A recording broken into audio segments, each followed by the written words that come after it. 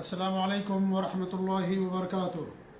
الحمدللہ رب العالمین الرحمن الرحیم مالک یوم الدین واشهد ان لا الہ الا اللہ وحدہ لا شریک لہ الہ الاولین والآخرین واشهد ان محمدا عبدہ ورسولہ المبعوث رحمۃ للعالمین صلوات اللہ وسلامہ علیہ وعلی آلہ وعلی اصحابہ ومن اهتدى بهدیہ واستنى بسنتہ الی یوم الدین، اما بعد۔ قال اللہ تبارک وتعالی فی کتابہ المجید والفرقان الحمید، اعوذ باللہ من الشیطان الرجیم، بسم اللہ الرحمن الرحیم۔ یا بنی اقم الصلاة وامر بالمعروف وانہى عن المنکر واصبر على ما اصابک ان ذلک من عزم الامور۔ معزز و گرامی قدر ناظرین و مشاہدین و سامعین و سامعات، لگاتار لقمان حکیم کی وصیتیں میں آپ لوگوں کے سامنے بیان کر رہا ہوں۔ آج 7واں درس ہے، اور جس آیت کریمہ کی آپ کے سامنے تلاوت کی گئی ہے اس میں اللہ رب العالمین نے ان کی 3 وصیتیں بیان کی ہیں۔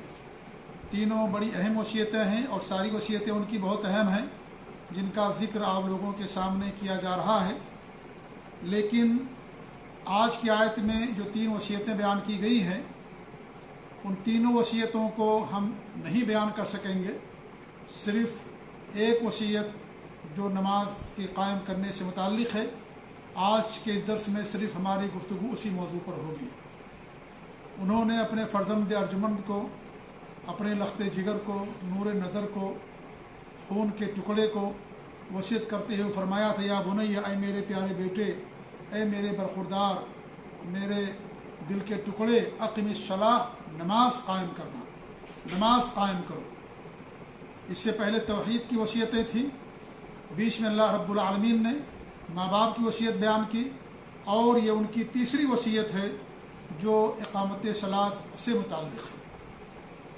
میرے عزیز ناظرین و سامعین، نماز کی کیا فضیلت ہے، اس کے پڑھنے میں کتنا اجر اور ثواب ہے، اور مسجد کی طرف جانے کا کتنا اجر و ثواب ہے، جماعت سے پڑھنے کا کتنا ثواب ہے، وضو کرنے کا کتنا ثواب ہے، نماز کے انتظار کرنے کا کتنا ثواب ہے، یہ ساری گفتگو آج کے درس میں ہماری نہیں ہوگی۔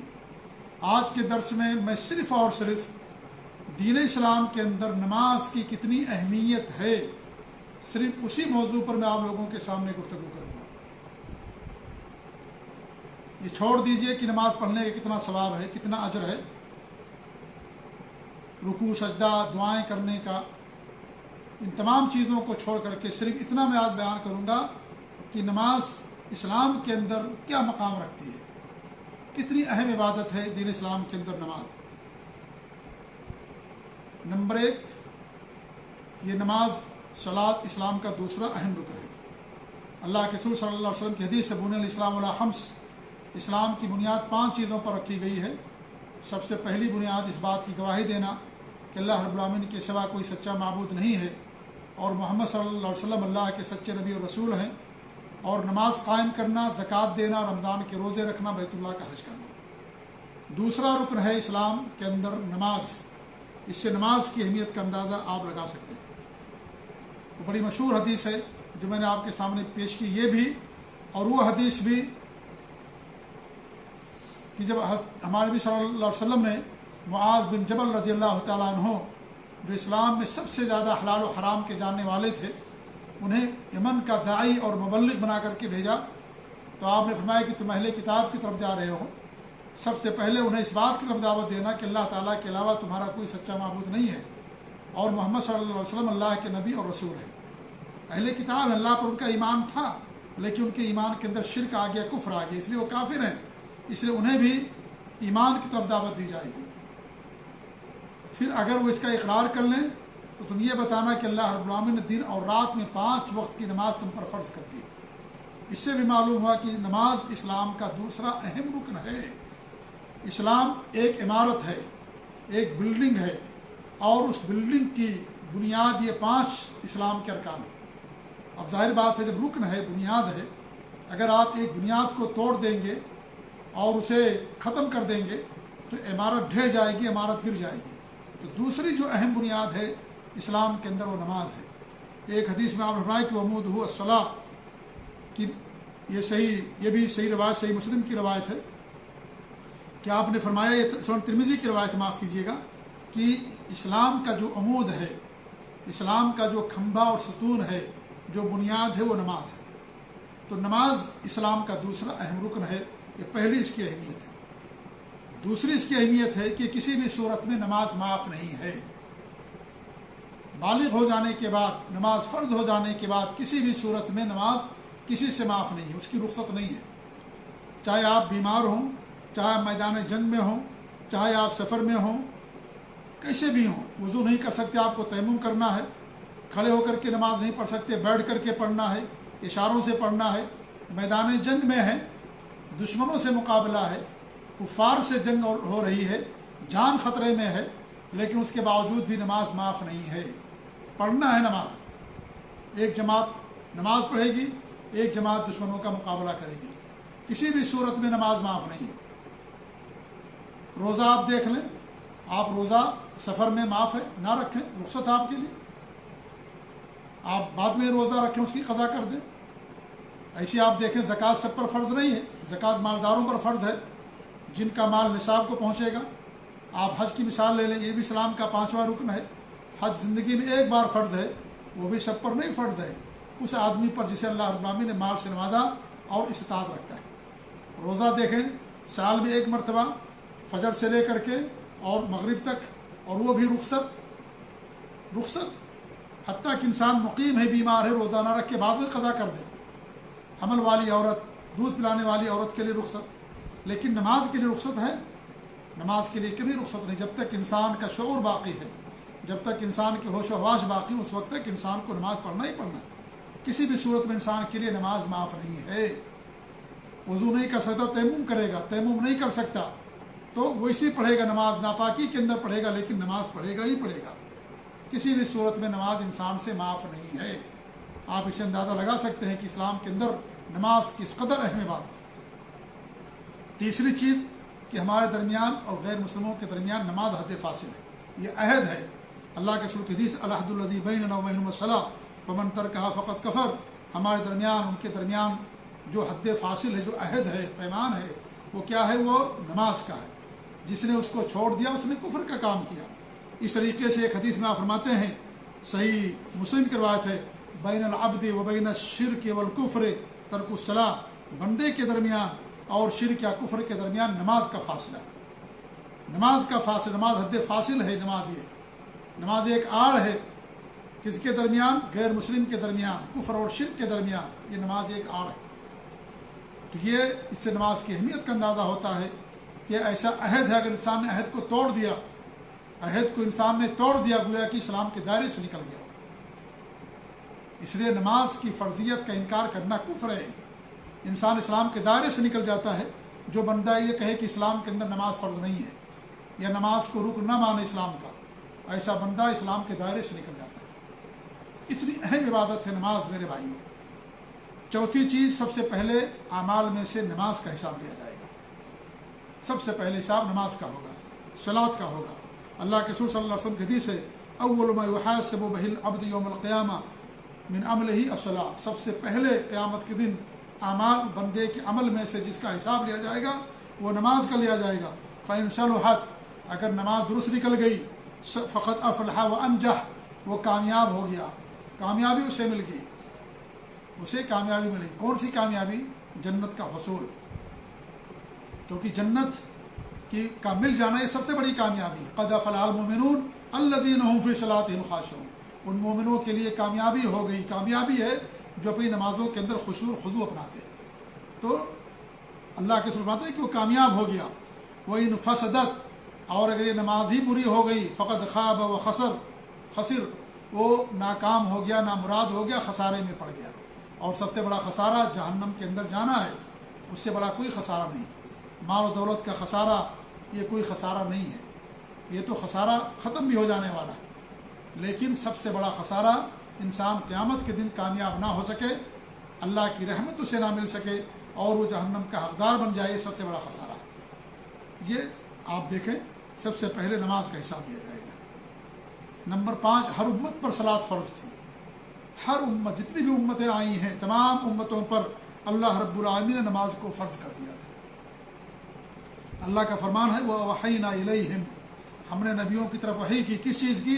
फ़िअल खैरात, नेक काम करने की, व इक़ामत सलाह, और सलात कायम करने की, व इताअत ज़का, और ज़कात देने की। तो नमाज हर उम्मत पर फ़र्ज़ थी। इसीलिए जब नमाज फ़र्ज़ हुई, जिस तरीके से हम और आप पढ़ते हैं मेराज में, तो हज़रत मूसा अलैहिस्सलाम ने क्या कहा? जाओ कम करवा लो, क्योंकि तुम्हारी उम्मत के लोग नहीं कर पाएंगे। तो उन्हें कैसे मालूम था? इसलिए कि उनको तजर्बा था, क्योंकि उन पर भी नमाज फ़र्ज़ थी, उनकी उम्मत पर नमाज फ़र्ज़ थी। तो हर उम्मत पर अल्लाह रब्बुल आलमीन ने नमाज को फ़र्ज़ किया है। इस तरीके से अल्लाह रब्बुल आलमीन ने फरमाया कि हज़रत इस्माइल अलैहिस्सलाम के बारे में, वो कान यअमुरु अहलहु बिस्सलाह, वो अपने अहल व याल को नमाज का हुक्म दिया करते थे, नमाज का हुक्म देते थे। तो नमाज क्या है? ये नमाज ये हर उम्मत पर अल्लाह रब्बुल आलमीन ने फ़र्ज़ की थी नमाज पढ़ने को। इससे मालूम हुआ कि नमाज पढ़ना कितना अहम है कि अल्लाह रब्बुल आलमीन ने हर उम्मत को नमाज दी थी। नंबर 6, 10 साल का बच्चा हो जाए नमाज ना पढ़े, मारने का हुक्म है शरीयत के अंदर। 7 साल का हो जाए उसे नमाज पढ़ने की तालीम दी जाएगी, लेकिन 10 साल का हो जाए बच्चा नमाज ना पढ़े, उसको मारने के लिए कहा गया। हमारे नबी की साफ रवायत है, जब बच्चा 10 साल का हो जाए, लड़का और लड़की नमाज ना पढ़े, उसे मारो और उनके बिस्तरों के अंदर तफरीक कर दो, बिस्तरों को अलग कर दो। ये माँ बाप की जिम्मेदारी है कि बड़े बच्चों को नमाज का आदी बनाएं और उनके लिए खुदवा और नमूना बनें, खुद नमाज के पाबंद हों और बच्चों को भी नमाज का आदी बनाएं। तो ये 7वीं 6ठी अहम फजीलत है, ये अहमियत है कि 10 साल का हो जाए तो नमाज पढ़ने का बाकायदा हुक्म दिया जाएगा, नमाज ना पढ़ने पर उसे मारा भी जाएगा। लेकिन रोज़े के बारे में मारने का हुक्म नहीं है कि बच्चा अगर 10 साल का हो गया रोज़ा ना रखे तो उसको मारे। जी हाँ, लेकिन नमाज के बारे में हमारे नबी ने मारने का हुक्म दिया कि अगर वो नमाज नहीं पढ़ता है। तो इससे नमाज की अहमियत का अंदाज़ा हम और आप लगा सकते हैं। नंबर 7, सहाबे कराम नमाज के छोड़ने को कुफ्र समझते थे। अब्दुल्ला बिन शकीक रहमतुल्लाह अलैह मशहूर और बड़े ताबई फरमाते हैं सहाबे कराम के बारे में, इन्नहुम कानू ला यरौना शयअन तर्कुहु कुफ्रुन इल्ला सलाह, कि वो नमाज के अलावा किसी चीज़ को छोड़ने को कुफ्र नहीं समझते थे। यानी सहाबे कराम समझते थे कि नमाज का छोड़ना ये कुफ्र है। तो इस तरीके से इससे नमाज की अहमियत का अंदाज़ा होता है। नंबर 8, अल्लाह रब्बुल आलमीन ने कुरान मुक़द्दस के अंदर बयान फरमाया है कि तुम्हारे वो भाई होंगे जो नमाज कायम करेंगे और ज़कात देंगे। अल्लाह फरमाता फ़इन ताबू, अगर वो तौबा कर लें, व अक़ामुस्सलाह व आतुज़्ज़का, और नमाज कायम करें और ज़कात दें, फ़इख़्वानुकुम फ़िद्दीन, तब वो तुम्हारे दीनी भाई। तो दीनी भाई होने के लिए नमाज कायम करना ज़रूरी है। इससे नमाज की अहमियत का अंदाज़ा होता है। इस तरीके से अल्लाह के रसूल सल्लल्लाहु अलैहि वसल्लम की हदीस है कि आप फरमाते हैं कि उमिरतु अन उक़ातिल अन्नास, मुझे हुक्म दिया गया कि मैं लोगों से क़िताल करूँ, हत्ता यशहदू अल्ला इलाहा इल्लल्लाह व अन्नी रसूलुल्लाह, यहाँ तक कि लोग इस बात की गवाही दे दें कि मैं अल्लाह का सच्चा, कि अल्लाह रब्बुल आलमीन सबका हकीकी माबूद है, वही ये बात के लायक है, और मैं अल्लाह का रसूल हूँ। व युक़ीमुस्सलाह व यूतुज़्ज़का, और वो नमाज कायम करें और ज़कात को दें। आप मुलाहज़ा कर रहे होंगे कि अल्लाह रब्बुल आलमीन ने कुरान के अंदर, या हमारे नबी सल्लल्लाहु अलैहि वसल्लम ने भी, और कुरान के अंदर 82 मकामात पर अल्लाह रब्बुल आलमीन ने नमाज के साथ साथ ज़कात को भी बयान किया। तो नमाज के साथ साथ ज़कात की भी अहमियत का अंदाज़ा होता है दीन इस्लाम के अंदर, और ज़कात इस्लाम का तीसरा रुकन है। तो हमारे नबी फरमाते हैं कि जब तक कि वो नमाज कायम ना करें, ज़कात ना दें, अगर फ़इज़ा फ़अलू ज़ालिका, जब वो इसका करना शुरू कर दें, इन बातों के इकरार कर लें, असमू मिन्नी दिमाहुम व अमवालुहुम, उनके खून उनके माल महफूज हो गए, उनके माल उनकी जानें महफूज हो गई, इल्ला बिहक़्क़िल इस्लाम, मगर इस्लाम के हक़ से। यानी अगर वो मुर्तद होंगे तो उन्हें कत्ल किया जाएगा, या इस तरीके से, यानी और अगर कोई ऐसा काम करेंगे जिनमें शरीयत के अंदर उन्हें कत्ल करने का हुक्म है, तो ऐसी सूरत में उनको कत्ल किया जाएगा। जैसे कोई किसी को नाहक कत्ल करता है तो लोग अगर नहीं माफ़ करते हैं तो क़िसासन उनको भी कत्ल कर दिया जाएगा। शादीशुदा मर्द और औरत हैं, ज़िना कर बैठे, दोनों को रज्म कर दिया जाएगा अगर शादीशुदा हैं। तो ये इस्लाम का हक़ है, दीन का हक़ है। तो हमारे नबी ने फरमाया कि अगर नमाज कायम करें, ज़कात दे दें, तो फिर उनका माल और उनकी जान महफूज हो जाएगी। तो दीनी भाई कब बनेंगे, कब इंसान की जान और उसका माल महफूज रहेगा, जब इंसान नमाज की पाबंदी करेगा, नमाज को कायम करेगा। नंबर 9, जमात के साथ नमाज को वाजिब कर दिया गया है। अल्लाह ने फरमाया वरकऊ मअ राकिईन, रुकू करने वालों के साथ रुकू करो। वक़ूमू लिल्लाहि क़ानितीन, अल्लाह के लिए यकसू होकर के क़याम करो, खड़े होकर के नमाज पढ़ो। और हमारे नबी की हदीस से मन समिअ निदा, जिसने अज़ान सुनी फलम याती, और वो नहीं आया नमाज के लिए, फला सलात लहू इल्ला मिन उज़्रिन, तो अगर उसके पास उज़्र है तो ठीक है, अगर उज़्र नहीं है तो उसकी नमाज नहीं होगी। आम हालात में, अभी तो लॉकडाउन है, मस्जिद बंद है, घर में ही पढ़ने का हुक्म है, लेकिन आम हालात में अगर आदमी के पास उज़्र नहीं है और वो नमाज़ पढ़ने के लिए मस्जिद में नहीं गया, अज़ान सुन रहा है, सोया भी नहीं हुआ, भूला भी नहीं है, लेकिन उसके बावजूद भी नहीं गया, तो उस ऐसे आदमी की नमाज नहीं होगी। इस तरीके से सही मुस्लिम की रवायत है कि हमारे नबी सल्लल्लाहु अलैहि वसल्लम के पास एक आदमी आया जो नाबीना और अंधे थे। तो उन्होंने कहा कि मेरे पास कोई आदमी नहीं है, बच्चा नहीं है जो मुझे मस्जिद तक ले जाए, कोई मुझे वहाँ तक ले जाने वाला नहीं है, तो मैं क्या, मेरे लिए रुख्सत है कि मैं घर के अंदर नमाज़ पढ़ लूँ? तो हमारे नबी ने फरमाया कि नहीं, तुम अज़ान सुनते हो? उसने कहा कि हाँ। उन्होंने फरमाया कि हाँ अज़ान सुनता हूँ। तो हमारे नबी ने फरमाया कि फ़ाजिब, तुम जवाब दो। मुअज़्ज़िन क्या कहता है? हय्या अला सलाह हय्या अला फलाह, नमाज के लिए आओ, कामयाबी के लिए आओ। तो ये मुअज़्ज़िन बुलाता है, लिहाजा मुअज़्ज़िन का जवाब क्या है कि इंसान मस्जिद जाए नमाज़ पढ़ने के लिए, क्योंकि मस्जिद के आने के लिए बुलाता है। नमाज के लिए आओ, कामयाबी के लिए आओ, और नमाज के अंदर कामयाबी है, नमाज के अंदर इंसान के लिए कामयाबी है, जन्नत का वादा है नमाज पढ़ने वालों के लिए जो खुशू खुदू के साथ पढ़ते हैं। तो मालूम ये हुआ कि आपने एक नाबीना सहाबी को भी घर में नमाज पढ़ने की इजाज़त नहीं दी। आप अंदाज़ा लगाएं कि आज से 1440 साल पहले मदीने की क्या हालत थी। रास्ते में यानी ख़राब रास्ता, कीड़े मकोड़े, सांप बिच्छू और ख़तरनाक रास्ता, ऊपर नीचे अंधे हैं, कोई उनको ले जाने वाला नहीं। उसके बावजूद भी हमारे नबी सल्लल्लाहु अलैहि वसल्लम ने उनको घर के अंदर नमाज़ पढ़ने की रुख्सत नहीं दी। तो इससे मालूम हुआ कि नमाज जमात के साथ मोमिनों के ऊपर अल्लाह रब्बुल आलमीन ने फ़र्ज़ किया। नंबर 10, जो नमाज नहीं पढ़ता, हमारे भी फरमाते हैं कि उसे आदमी का हशर कारून के साथ होगा, फ़िरौन के साथ होगा। अल्लाह के रसूल की हदीस से मन लम हाफिज़ अलैहा, जो नमाज की पाबंदी नहीं करता, नमाज की हिफाजत नहीं करता। नमाज की हिफाजत करना, नमाज को पाबंदी के साथ पढ़ना है। लम यकुन लहू नूर, न उसके लिए न नूर होगा, वला बुरहान वला नजात, न उसके लिए बुरहान व दलील होगी, न उसके लिए नजात होगा। वयाती यौमल क़ियामा, और क़यामत के दिन आएगा किसके साथ? मा कारून व फ़िरऔन व हामान व उबय बिन खलफ, कारून के साथ, फ़िरऔन के साथ, हामान और उबय बिन खलफ के साथ वो आएगा। ये सब कुफ़ार के शनादीद थे, गौसा थे, अपने अपने ज़माने के बड़े बड़े मुजरिम थे, बड़े बड़े सरकश लोग थे। ये कारून, फ़िरऔन, हामान, उबय बिन खलफ, ऐसे लोगों के साथ अल्लाह रब्बुल आलमीन उनको उठाएगा जो नमाज की हिफाजत नहीं करता, नमाज पाबंदी से नहीं पढ़ता। नंबर 11, जब जन्नती जहन्नमियों से सवाल करेंगे, वो लोग जो उनके साथ दुनिया में रहते थे, दुनिया में उठते बैठते थे, खाते पीते थे, और जन्नती जन्नत के अंदर चले जाएंगे, तो जन्नती लोग जहन्नमियों से पूछेंगे, भाई क्या तुम्हारा माजरा है, हमारे साथ तुम्हारा उठना बैठना खाना पीना सब कुछ, तो तुम जहन्नम में क्यों चले गए? मा सलककुम फी सक़र, तुम जहन्नम में क्यों चले गए, किस चीज़ ने तुमको जहन्नम में डाल दिया? सबसे पहला जवाब उनका क्या होगा, ज़रा सुनिए। उन्होंने ये नहीं कहा कि हम ये नहीं करते थे, ये नहीं करते थे। सबसे पहला जवाब, क़ालू लम नकु मिनल मुसल्लीन, हम नमाज पढ़ने वालों में से नहीं थे, हम नमाज नहीं पढ़ते थे, इसलिए हम जहन्नम के अंदर चले गए।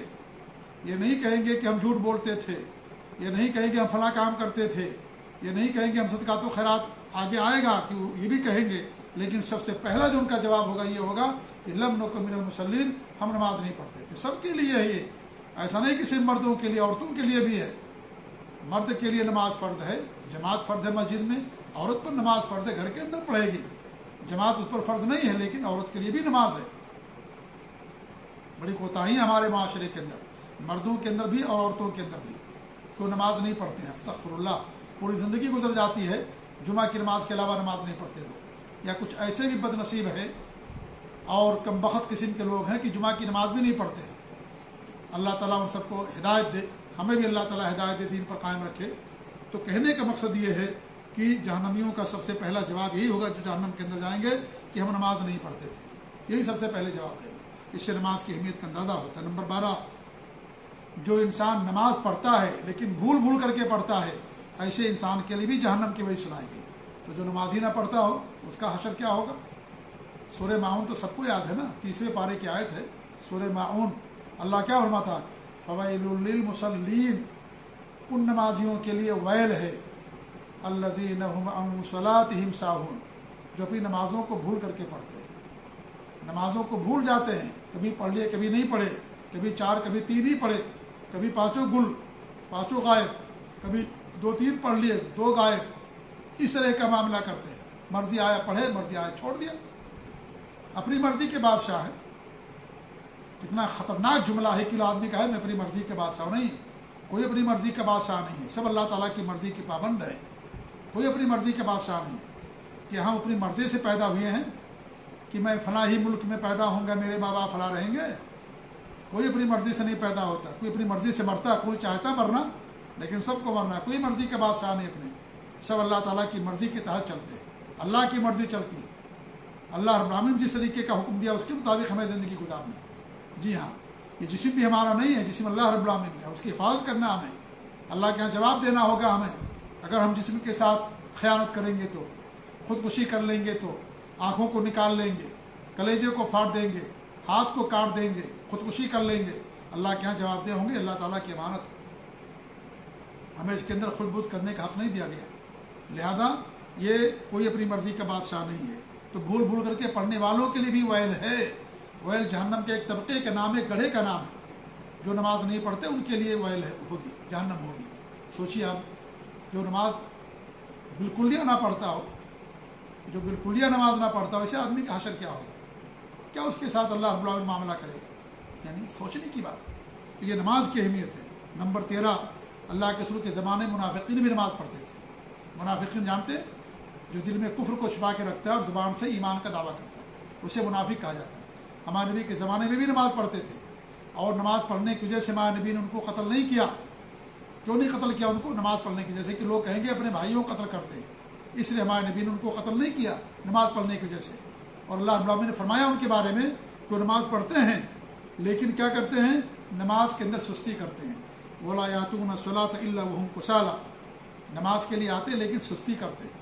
और एक दूसरी आयत में अल्लाह फरमाता है इन्नल मुनाफिकीन युखादिऊन अल्लाह व हुवा खादिअहुम, मुनाफिकीन ये सोचते हैं कि मैं अल्लाह को धोखा देता हूँ, हालांकि अल्लाह उनके साथ जो है तरकीब कर रहा है, अल्लाह उनके साथ तदबीर कर रहा है।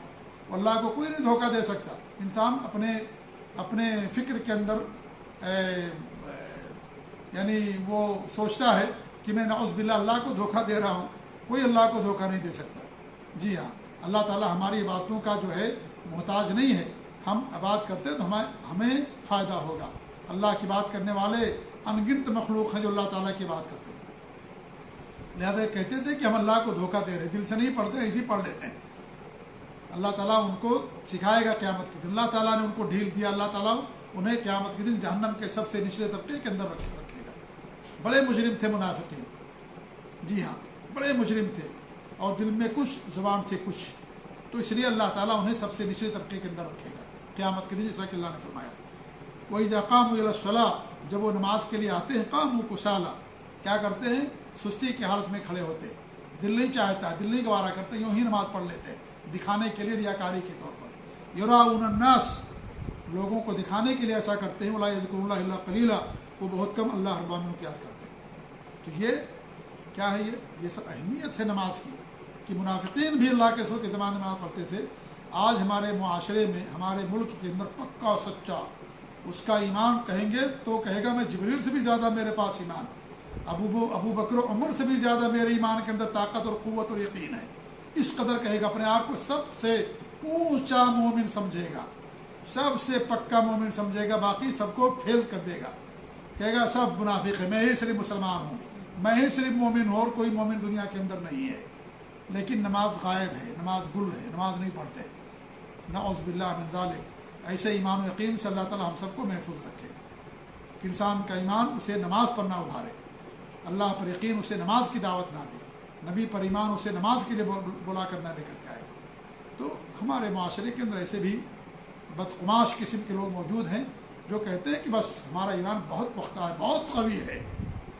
कुछ उनके पास ईमान नहीं, अगर ईमान होता ज़रूर नमाज पढ़ते, क्योंकि ये नमाज, ये ईमान की दलील होती है।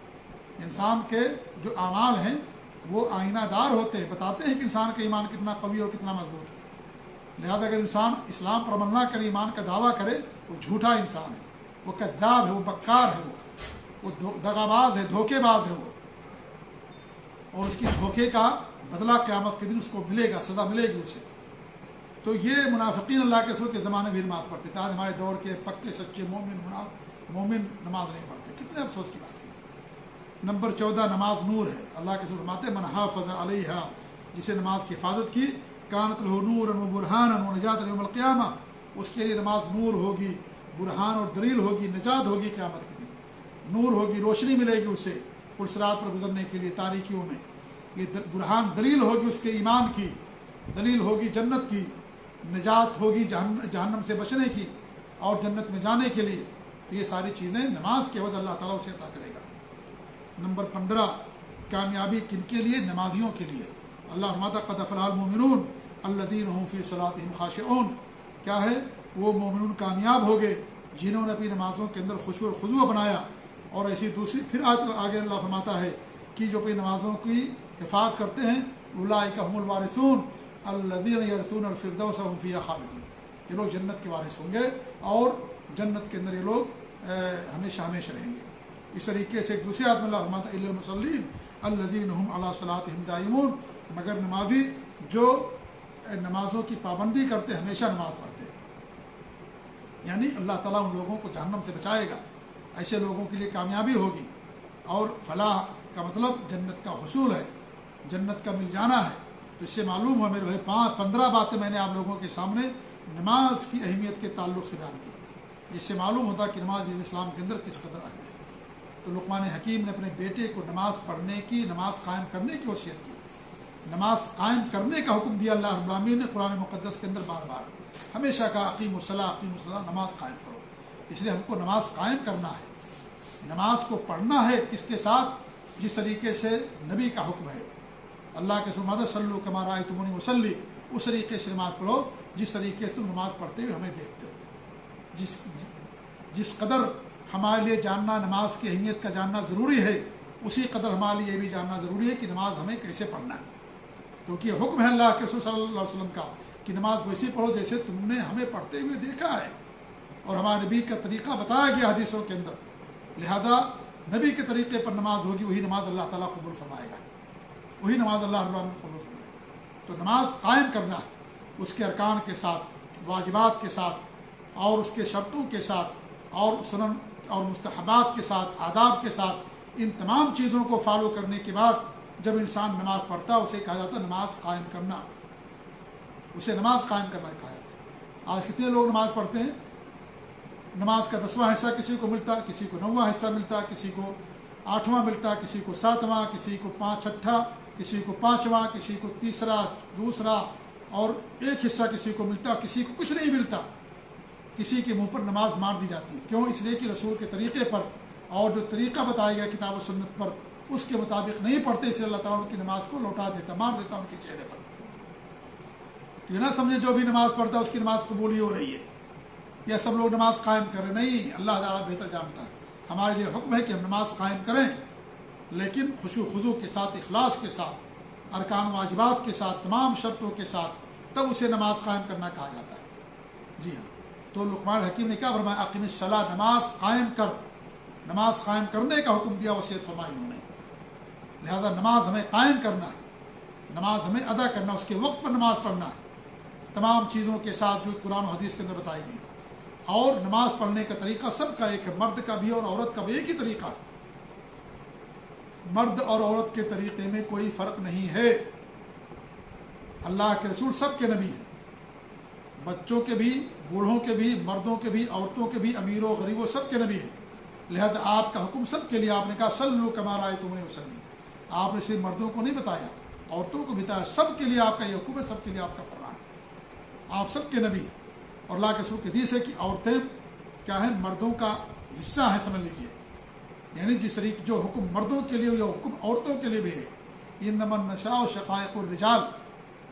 جی ہاں، لہذا جو حکم مردوں کے لیے حکم عورتوں کے لیے بھی ہے، الا یہ کہ جن چیزوں میں شریعت نے ان کو الگ کر دیا ہے، ان کو خارج کر دیا، ان کو مستثنیٰ قرار دے دیا کہ اس کی بات الگ ہے، لیکن جن چیزوں میں نہیں ہے، اور عام طور سے یہی ہے کہ اسلام کا ہر حکم مرد کے لیے بھی عورت کے لیے بھی ہے، اور آپ نے عورتوں کو الگ طریقہ پڑھ کر کے نہیں سکھایا کہ عورت الگ طریقے سے نماز پڑھے گی، مرد الگ طریقے سے نماز پڑھے گا۔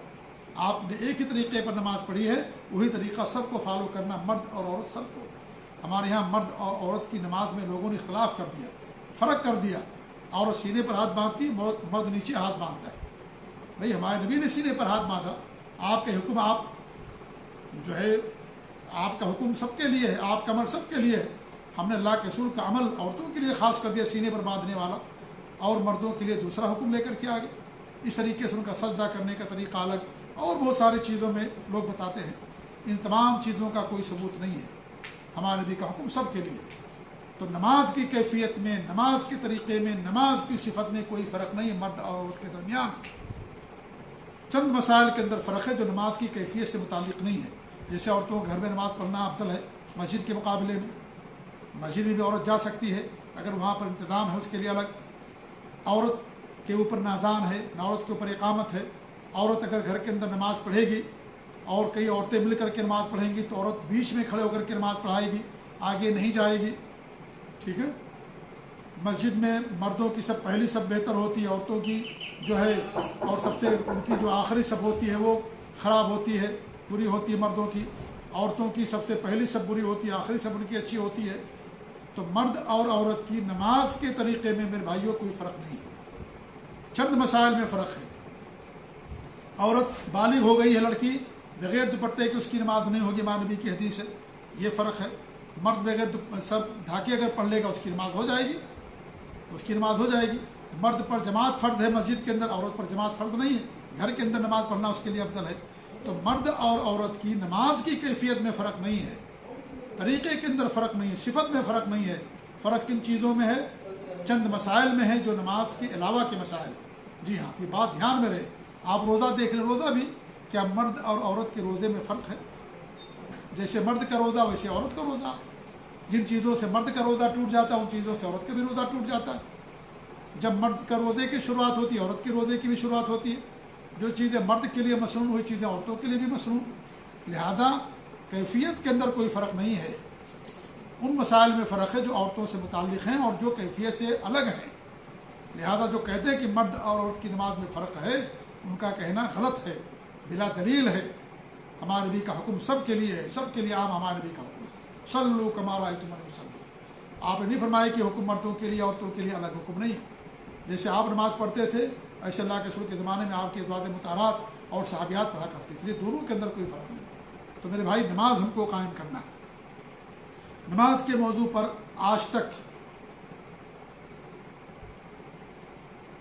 اس دور کے عظیم مجدد امام محدث محمد ناصر الدین البانی رحمۃ اللہ علیہ نے جس طرح سے کتاب لکھی اس موضوع پر آج تک کسی نماز کے موضوع پر کتاب نہیں لکھی تھی۔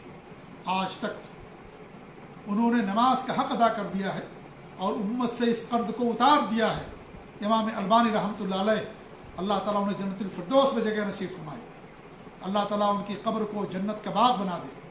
اس دور کے عظیم مجدد تھے، محدث تھے، فقیہ تھے، مجتہد تھے، سینکڑوں کتابوں کے مصنف امام البانی رحمۃ اللہ علیہ۔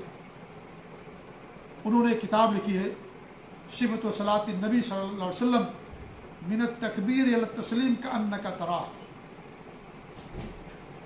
یا کأنک تراہا، کہ نبی صلی اللہ علیہ وسلم کی نماز کا طریقہ اللہ اکبر سے لے کر کے السلام علیکم تک اس طریقے پر گویا کہ آپ دیکھ رہے ہوں کہ اللہ کے کأنک تراہ ہو کہ آپ صلی اللہ علیہ وسلم نماز پڑھ رہے ہوں۔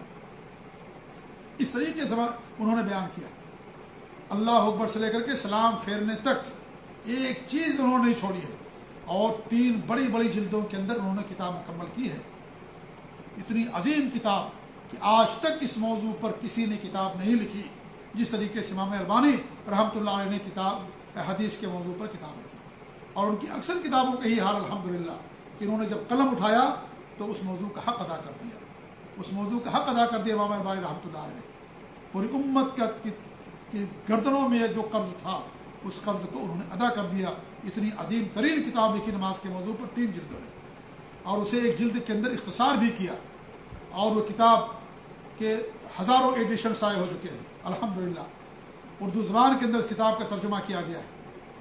تو یہ کتاب ہر گھر کے اندر ہونی چاہیے. اس کتاب کو سب کو پڑھنا چاہیے.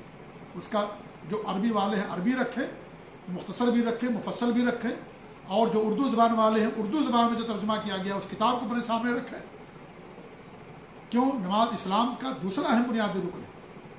تو نماز کی اہمیت اور فضیلت کا کوئی منکر نہیں ہے, اس میں کوئی اختلاف نہیں. ہر مسلمان کہتا ہے نماز اہم ہے, لیکن پڑھیں گے کیسے, یہ بہت بڑا مسئلہ ہے.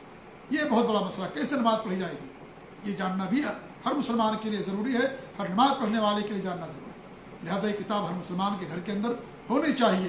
صفت صلاۃ نبی امام البانی رحمۃ اللہ علیہ کی. ایسی ایک اور کتاب ہے ڈاکٹر سید شفیق الرحمان کی, اردو زبان میں پتلی سی ہے, مجلد ہی ہے, لیکن بہت زیادہ ضخیم نہیں ہے. یہ بھی مدلل کتاب ہے اور بہت اہم کتاب ہے. اور علماء نے الحمدللہ ہر زمانے میں لکھا ہے. سعدی سیالکوٹی رحمۃ اللہ نے کتاب لکھی تھی صلاۃ الرسول کے نام سے, اور اس کتاب کی باقاعدہ تحقیق کی گئی ہے, کافی موٹی ہو گئی ہے, اور اس میں جو کچھ نقص تھا, کمی تھی, یا حدیثوں کے تعلق سے حکم میں لگانے میں کچھ سہو یا غلطی یا بھول ہو گئی تھی, یا ضعیف روایتیں آ گئی تھی, ان تمام چیزوں کی تحقیق کر کر کے اس کتاب کو بھی شائع کر دیا گیا ہے. تو الحمدللہ ہر زمانے میں لوگوں نے کتابیں لکھی ہیں. مقصد استقصاء نہیں ہے کہ تمام کتابوں کو میں آپ کے سامنے ذکر کروں, لیکن بتانا صرف یہ مقصد ہے کہ نماز میں بھائی ہمیں قائم کرنا ہے اس طریقے جیسے ہمارے نبی نے ہمیں حکم دیا ہے, جیسے ہمارے نبی نے پڑھا ہے, اور جس طریقے سے صحابہ نے پڑھا ہے, ہمیں اس طریقے سے نماز کو قائم کرنا ہے. اللہ تعالیٰ سے دعا کہ اللہ رب العالمین ہمیں نماز قائم کرنے کی توفیق دے. اللہ تعالیٰ ہماری نمازوں کو قبول فرمائے. جو بے نمازی ہیں اللہ تعالیٰ انہیں نمازی بنائے. اللہ انہیں توبہ کی توفیق دے, نماز کی پابندی کی توفیق دے, اور اس نماز کی اہمیت کو, اس کی ضرورت کو, اور نماز کا اسلام کے اندر کیا مقام مرتبہ ہے اس کو جاننے اور سمجھنے کی اللہ تعالیٰ تمام مسلمانوں کو توفیق دے. آمین. جزاکم اللہ خیر. والسلام علیکم ورحمۃ اللہ وبرکاتہ.